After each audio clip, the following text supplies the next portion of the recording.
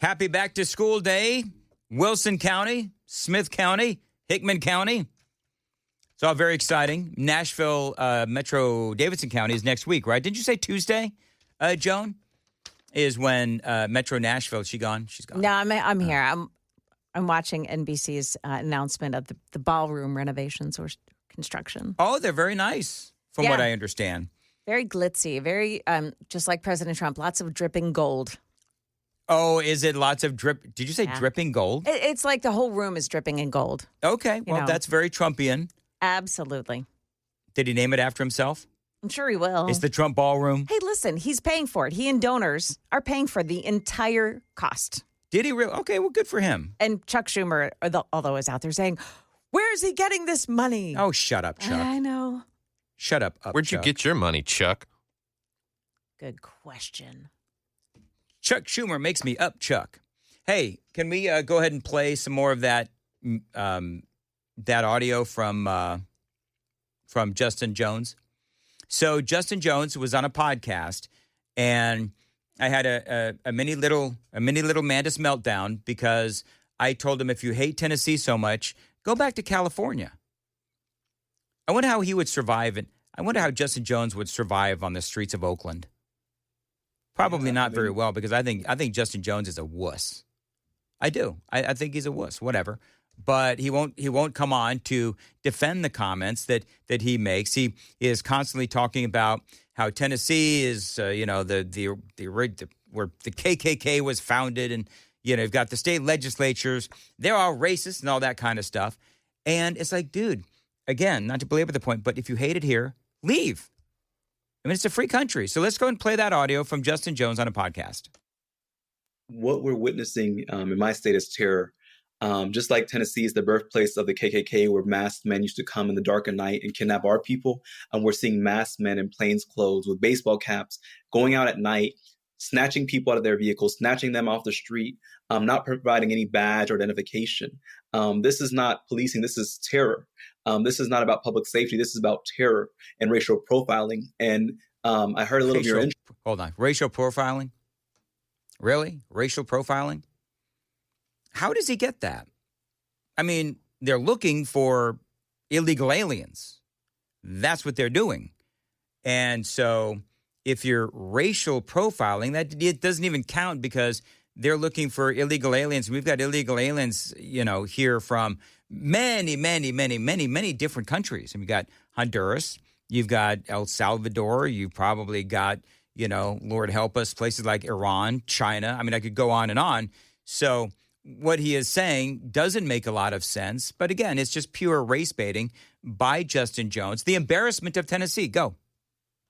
Your intro, and I want to just say that if they're coming for one of us, they're going to come for all of us. ICE has just been given $100 billion. What does that mean? What does that mean? If they're coming for one of us, they're coming for all of us. Who is he talking about? So is he saying that ICE is going to start deporting black people? Or full-fledged lawful citizens? Right. That's the point. It's like he's so platitudinal. Do you know what I mean? He speaks in platitudes. Just pure nonsensical talking points. Go ahead. Militaries in the entire world. And who do you think that's going to be deployed against? It's going to be deployed not just against immigrants, but also against citizens soon. And we're seeing that people who are even trying to navigate the legal process getting snatched from court proceedings where they're trying to do things the quote unquote right way. And so what we saw in Nashville the first week of May was 196 people detained, predominantly in the part of Nashville where I represent Southeast Nashville, the most diverse part of our district. You mean the most crime-ridden? I mean, honestly, let's be honest. There's a lot of crime in Justin Jones' district. So a lot of this is just rapid-fire nonsense. I don't know. Should I keep playing this, Joan?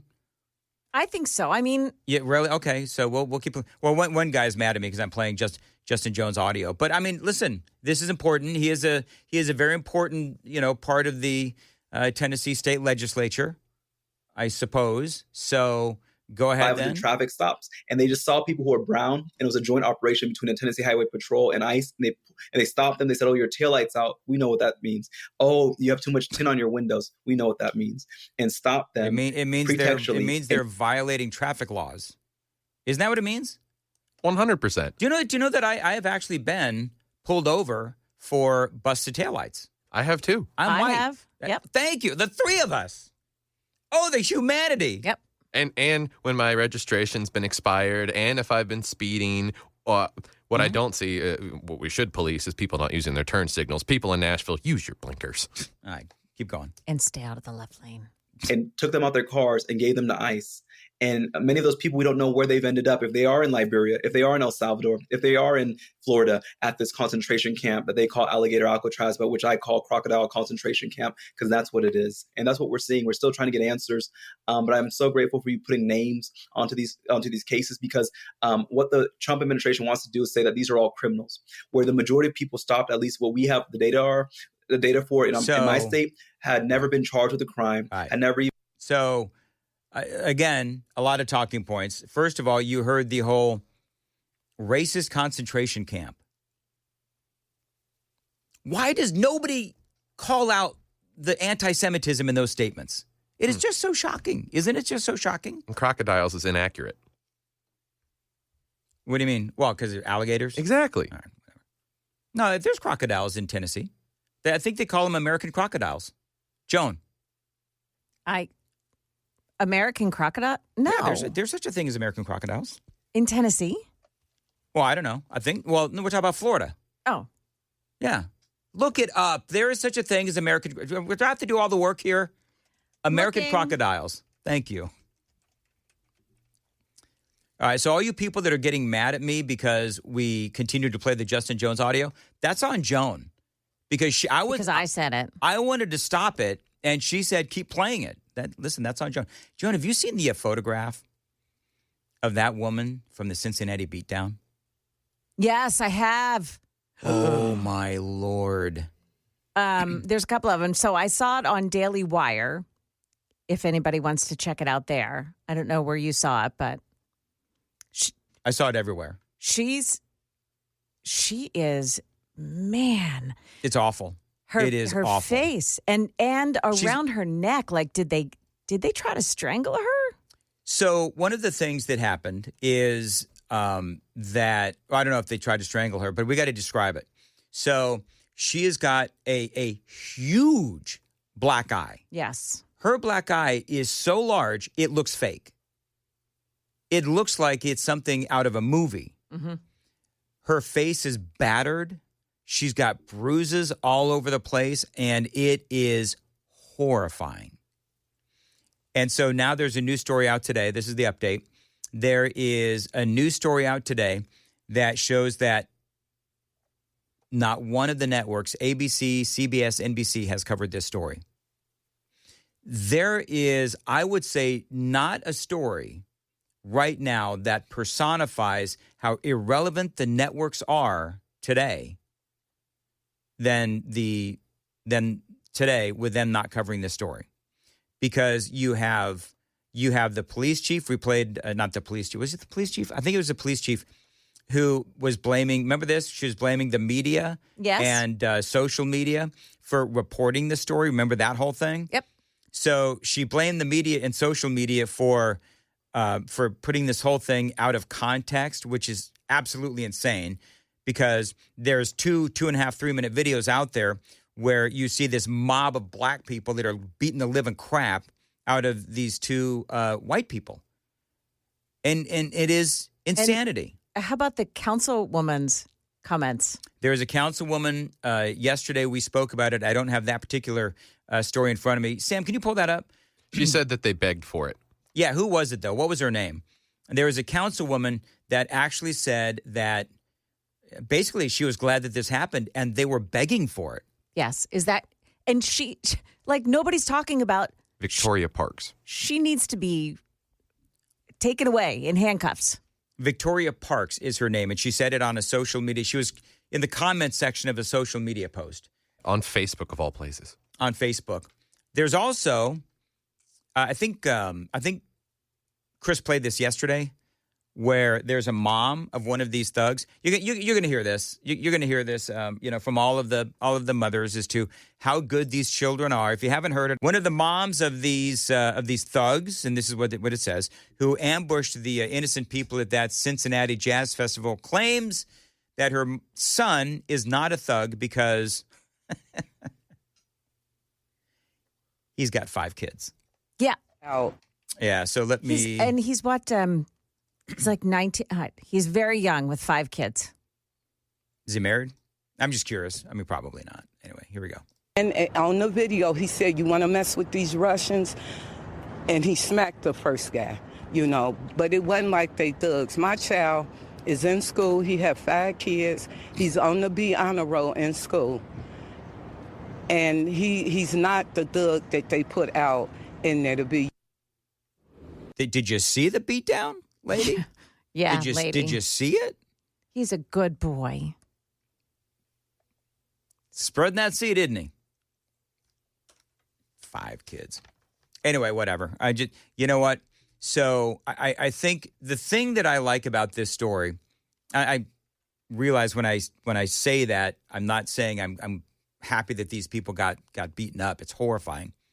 But because it is exposing what the media is still refusing to report. And so now the question is, all right, so how do they regain their credibility? You've got the picture of this poor woman who was just beaten to a pulp by a bunch of young black men, and somehow nobody in the mainstream media wants to cover it. And so I at the very least, I hope that what happens is that people notice what they are choosing to cover and not cover. They're choosing not to cover this story, which is a big, big story, especially on social media. And so why are they not covering? They'll tell you that they don't want to play into the racial stereotypes, right? That's why when crimes are committed, they don't want to put up the mugshots, that whole thing. Isn't it reality that you had all of these people that beat up these other 2 people? I mean, put aside the skin color and all of that, but isn't that news? A multi-person beatdown of 2 innocent people? So whether this plays into any kind of I'm going to air quote here, whether or not this plays into any kind of racial stereotype, it doesn't matter to me. Because this story happened. Whether it plays into any kind of a racial stereotype or not, the story itself is true. Now, we can have a conversation, I suppose, as to whether or not this story does play into a racial stereotype. But bottom line is, this story, standing on its own, is a serious story. And I'm glad that people are talking about it. I'm glad that the networks are covering it or not covering it in a way that exposes their choice not to cover a big story that everybody is talking about, because they're cowards and they're woke. And that's why they're refusing to cover it. It is unbelievable. And by the way, local news in Cincinnati is covering this, but we're talking about the national news, the national networks, ABC and CBS and NBC and so forth. Because, you would think that they would be covering it, but again, they refuse to. You've got a police chief who is blaming the local TV news and social media. That in and of itself is a story. You had that state legislator who said that these people were begging for a beatdown. That is big news as well. And obviously the condition of these 2 people and how they ended up in this condition is also big news that they simply refuse to cover. And it is sad. But you know what? They don't cover these stories at their own peril. Time for the crisscross, which means that Chris is here. Hello, Chris. What's up? How are you? I am, I'm fine. I'm going to be honest. Be honest with me, Dan. I'm a little hurt. Oh. Uh-oh. That my coworkers have so little faith in me when I say things, and they just automatically chuckle and think that I'm wrong. Who does that? Well, everybody, really. Is this a Joan thing again? Well, Blink, it is. blink, And Sam. Blink if you're in trouble. Turn around and I'll blink for you. So I talked about American crocodiles, Okay. and they doubted that As opposed to Canadian crocodiles? No, crocodiles are typically in Australia. Okay. And so when I said that there are crocodiles in America, these two lunkheads over here started laughing at me. Did they? They sure did. I expected that out of Joan, but young Sam. I know, right? It's a little early on in his career I here to be know. laughing at you. It's exactly right. Yeah. He'll learn within a few weeks that, yeah, it's okay to laugh at Mandis. Anyway, He's really starting to fit in. I was So- laughing at Justin Jones, I swear. so then, of course, nicely, people on the super text line said, American alligators are a thing. Yeah. So there you go. Shout out Did to you the know super that- text line. Crowdsourcing Wait. information. Alligators and crocodiles are different. They are. So you just said alligators, Dan. Did you mean crocodiles? What did I just say? There went your 2 seconds. What did I say? You said Alligators? I American don't know. alligators. I missed American it. crocodiles. I knew Yeah. what you were talking about. Did I you was know that picking up what you were putting crocodiles down. You know what? crocodiles live 50 to 70 years in the wild? Oh, That's a long time for an ugly thing to be living. what do you mean ugly? Crocodiles? But Joe Biden's still alive. Joe Biden's still alive. He is. Come on, man. Do you know what Murphy and his producer's been doing? No. You know how we keep thinking the TV's getting worse? Mm-hmm. You know what I heard on their show yesterday? I heard it too. What? They've been poking at it. Yeah. They've been trying to make it worse. Are you serious? Yeah. They've been making it worse. Why would they do such a thing? I don't know. Because they want to get me in trouble more. Oh, you're They're- already. The afternoon show is so anti-Joan. It's alarming. Mm-hmm. It's alarming. I heard they're also giving away yo-yos. I got mine right here. So now, Here's what did somebody say on the super text line, Sam? In the YouTube chat, shout out Matt. He said, well, if Matt Murphy's giving away yo-yos, can I have Dan's stapler? No, because I can't afford a new one. It's true. So and by the way, they were also saying that asininity and platitudinal, Oh, not words. When, as a matter of fact, because I use them not all the time, but I use those words, and they're actual words. I think that those are some of the best words. Do you know what's so funny? What we should do Yes. is we should hijack all the best words for episode 5 of Mostly Peaceful with Dan and Chris, which debuts tomorrow.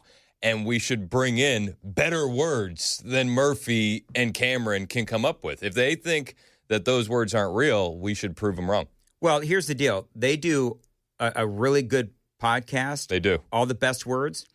We're going to bring in all the bester words. Oh, All the let's more gooder go. words. Gooder I'm- words for bester people. That's the bestest thing I've heard all day. Exactly. That's what I'm saying. Yeah. So I'm going to put in a request to Murphy Show for your all the best words. Do asininity and platitudinal. I like it. I like it too. Let's see if they'll do it. We'll see. We had a great conversation yesterday during the podcast about fatherhood. Yeah. I actually really enjoyed that. I did too. We were talking about cell phones and kids. Mm-hmm. There's a new study out that says the younger a kid gets a smartphone, the more chance of a suicide. Yeah. Suicide risk goes through the roof. I mean, So not shocking. And we were talking about it, and I love your angle because you're doing this again now. And it's like parenting has changed so much. So you have such a unique perspective on that a lot of people don't get. Chris is calling me old. No, I'm not. I know. I'm just like, kidding. actually, well, don't give it away because I want I people. truly think Dan has a very cool take on it. All right. Well, cool. Then listen to Mostly Peaceful with Dan and Chris. It drops 6 a.m. 6 a.m. on Saturday. Yeah. You sound so cool when you talk like that. He I does. don't. I feel kind of cool when I say it. He's pretty cool. It drops. It drops. That's exactly right. All right. Would you say that this episode's a banger? I would say it's a banger. I think it's a Absolutely. banger. I actually, you know what? I'm enjoying them more and more as we go. I'm going to be honest. I didn't like doing the first one. Do you know what not a fan? Do you know what the game changer was? What? When Amy told me stop looking at the camera. Oh, Because I kind of assumed that's what we're supposed to do is look at the camera. And Amy said, no, you don't. When it's a podcast, you look at each other. When does Joe Rogan ever look at the camera? Oh, yeah, he doesn't. No. So, and we're not comparing ourselves to Joe Rogan. Anyway, I'll let you clearly. know if I ever make it through a 3-hour episode. yeah, that's exactly right. All right, real quick. Chris Cuomo. We've been watching the redemption arc of Chris Cuomo in real time, haven't we? Yes, we sure have. And yesterday, he's driving in his car, and he puts out a TikTok, and he goes, you know what?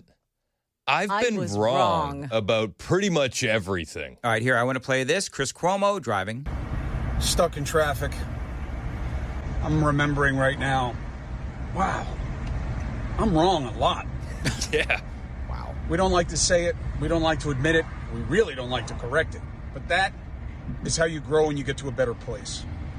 And it is such a precious commodity right now. I've been wrong. I've been wrong about political issues. I've been wrong about people. I've been wrong about myself. I've been wrong about my responsibilities. I've been wrong about my opinions, my tastes, my choices. I've been wrong. And that's okay. Hopefully you learn. Hopefully when you're wrong, you get to a better place if you do the work, unless you stubbornly hold on. And that's where so much of us are stuck. It's not just being wrong, it's refusing to learn what's right. I've been wrong. Have you been wrong? If you say no, you're wrong.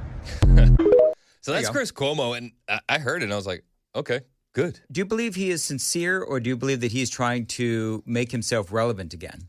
I think he's sincere because we've seen the opinions kind of evolving before this video came out. One of the things that you said, and I don't know if you still say it, but one of the things you said on your first monologue on WTN was you reserve the right to change your mind as facts change or whatever it was. Once new information becomes available, you need to be able to change your mind. And I think that's great. Yeah. Because, I mean, things are always changing and perspectives always do change. And so I think that's very healthy. There are some people that refuse to admit that they were wrong about whatever it may be. Well, I think it's very healthy to admit that you're wrong. And I admitted I was wrong a couple weeks back with the Israel-Iran stuff. I didn't see a third option. I thought it was either no intervention or long-term quagmire. Yeah. And then Donald Trump said, no, we can just bomb them and then not do anything else. Yep. And I was like, oh, there you go. Didn't see that as a possibility. I was wrong. I'm trying to think of if I've ever been wrong on anything. Joan, you ever been wrong on anything? We can call your husband. Oh, I've never been wrong. No. What, are you kidding? But the cool thing about Cuomo is that this wasn't just a one-off TikTok. This carried over into his News Nation show, which has actually turned out to be a decent enough show. But he was taking calls, and he got a lot of calls from Democrats. And one Democrat in particular said, you know, I was wrong about Trump.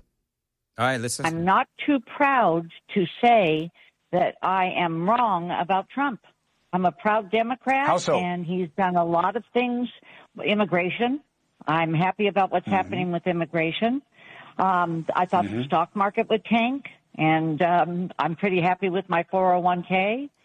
There's a few things that I just thought things would go wrong, and I'm very happy.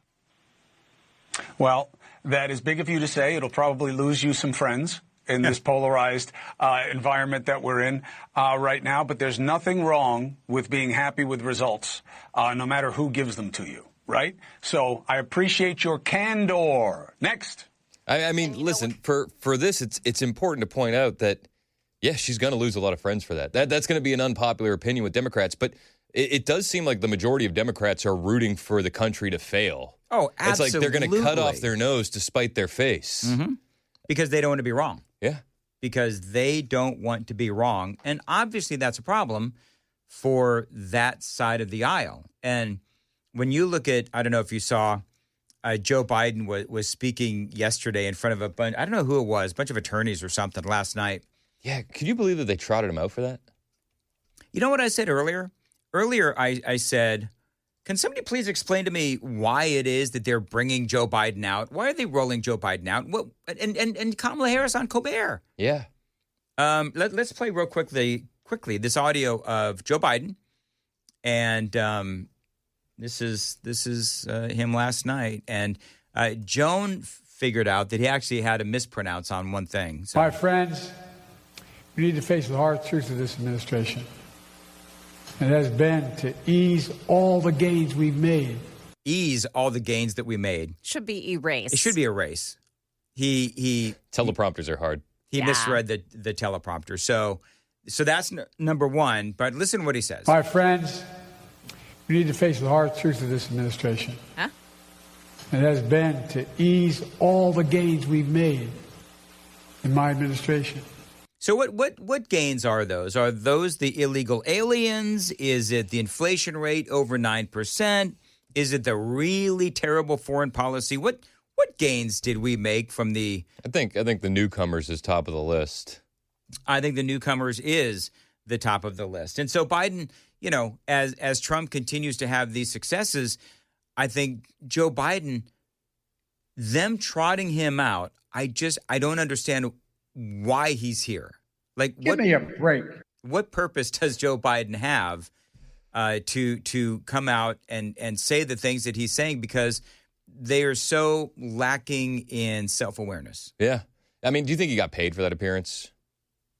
That's probably what was going on. Do you think that they're a little bit strapped for cash now that all the influence peddling has essentially dried up?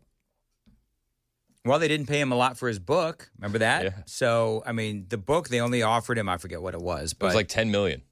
Yeah, when they were paying other people like $20 million and $25, which is crazy. And Kamala Harris, I believe, got $20 million for that 107 Days book. That's insane. If I recall correctly. Is anybody reading? Anyway, whatever. So no, I think the book game is a huge money laundering scam. Do tell. I just don't think who's buying these books? The same people that are buying Hunter's paintings. And what are Hunter's paintings? Crap. A money laundering scam. A money laundering scam. You're absolutely right. All right, here's more from Joe Biden. To erase history rather than make it. To erase fairness, equality, to erase justice itself. And that's not hyperbole, that's a fact. No, well, listen, I do agree with that. Trump is erasing history. Like, Joe Biden made history with a wide open southern border. Trump's erasing that. Joe Biden made history with one of the worst economic crises in American history. Trump's erasing that. Joe Biden made history with COVID vaccine mandates, kicking military members out. Boy, he sure did, didn't he? Trump is erasing that. I think, that part's actually true. Hey, inquiring minds want to know, because we've all been praying for Virginia. Yes. You asked for... We had a prayer request. Yeah, prayer request. Okay, so the ride went decent enough, and they stopped in Knoxville. They hit a playground, and then they went to Pals. Shout out to Sam. You don't know about Pals, do you?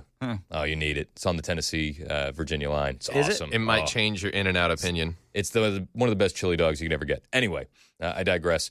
But then they're going back to Virginia after that, and then 81 got shut down. Oh, no. Highways closed, and she's in Roanoke, Virginia. Oh, and she doesn't know how the heck to get where she's going, and she's in an area with no service. Oh, no. So she calls me a little bit panicked. She's like, I don't want to stay in Roanoke. I was like, nobody does. And then it's like, Mommy, I have to go to the bathroom. Yeah, all that stuff. Of course. Here's a bottle. And then you go, especially if it's the boys, you know what to do.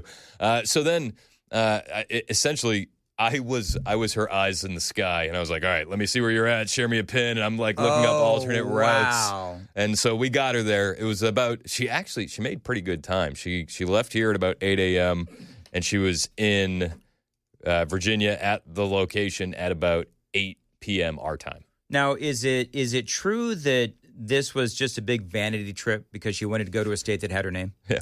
Yep. Yeah. She gets that all the time. She's like, yep, Virginia from Virginia. Mom and Dad weren't creative.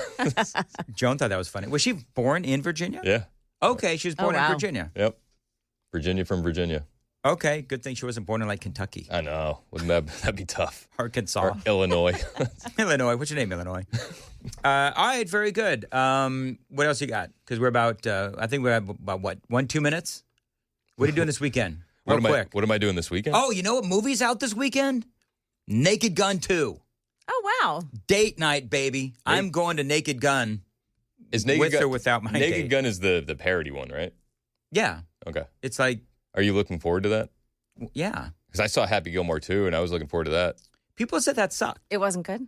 No, it bummed me out, man. It really did. Why? It started out with a really good storyline, and I was like, okay. Yes. We're going to have a brand new movie. Happy Gilmore is... I don't want to spoil it. Down and out. I don't want to spoil it. Okay. So anyway, the thing that really bugged me is they kind of did what Christmas Story did. Did you see that?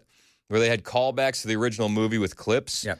But then they just kept going back to the well over and over and over again. And I was like, you guys were so close to creating something that was tied to the original but unique and could stand on its own. And you just went back to the well one too many times. Yeah. That's exactly right. There's a lot of cameos, though. A lot of celebrities in there. Oh, really? A lot of celebrities. Anybody you want to mention? I know there were some famous golfers, but I don't know who they were. Okay. Well, golf isn't really a sport. No, and you don't watch it on TV. It's stupid. What? Golf is the worst sport to watch on TV. Well, it's not a sport. I remember saying to my wife, she goes, "Are those real golfers?" I was like, "I have no idea. Could be actors. Either way, they're doing a decent enough job." So just so we're clear, the reason I said that was to trigger Joan. Because I felt like she was a little quiet during the crisscross handoff. Sometimes she does. She gets a little quiet. Yeah, so I had was so engaged in the conversation. Is that what it was? Yeah. Were you active listening? Yes. All right, now Nick says Happy 2 was fantastic. I think Nick needs to get checked out. We need a wellness check on Nick. Okay, very good. I don't know. Let's see. It wasn't terrible. I don't think it was as bad as some of the reviews are making it out to be. But it wasn't great either. And it had the potential to be great. Tim Jones has sent me real quickly a dad joke. All right, let's hear it. Or a Dan joke. A Dan joke. I was wrong one time. What happened was I thought I was wrong, and it turns out that I was right. Thank you. One time I thought I was wrong. Turns out I was mistaken. My dad actually used to say that. Really? Yes. Did your dad do dad jokes? Oh, yeah. My dad didn't, but I am like, shut up, Joe. Get out of here. You're wandering back in, you doddering old man with memory issues. Put some pants on, Joe. Did you see him get lost on stage immediately? No. When they walked him out, they're like, "Ladies and gentlemen, the greatest president of all time, Joe Biden." And then everybody's like, "Oh, wow." And then the microphones gave out, so he couldn't give his remarks right away. Oh, and then he turns around, and in a span of about 15 seconds, he forgot the stairs that he came up. And he's like, "Where am I going?" And he's just pointing around. You know what? It's just a reminder that the Democrats did make the right move ultimately in removing Joe, but I don't think that they went about it the right way. But whatever. I'm excited for another Kamala run. I want to see what she can do with a little more time. Jeez, Joe, I can't get him to shut Joe, up. Get out of here. Did you see the video where she was talking to somebody like next to her? She's holding her hand up like this and she's talking. Yep, I did see that. I don't know what that's from though. All right, a public service announcement from us to you. Don't do drugs. Here's why. Does crack cocaine make you act any differently? No. Is it safer than alcohol? Probably. Oh, that's good to know. That's Hunter Biden. The funny thing is, when he says that, it's sort of like, okay, I don't understand, because whenever people talk about your addictions and all of that bad behavior, you always say, well, I was on crack. Yeah. Well, if crack doesn't make you behave any differently, then you can't blame all of your bad behavior on crack. Is it safer than alcohol? Probably. Has alcohol ever made you smoke Parmesan cheese? Well, no. You remember that? The ABC interview? Oh, yeah. He smoked Parmesan cheese? Because it came out of the carpet. He thought it looked like. It looked like crack. Yeah. He was on his hands and knees, and he found Parmesan cheese, and he said, "Yes, please." Can you taste Parmesan cheese like when it goes up your nose? I don't know. We should try that. We got an idea for next week's podcast. We'll do it.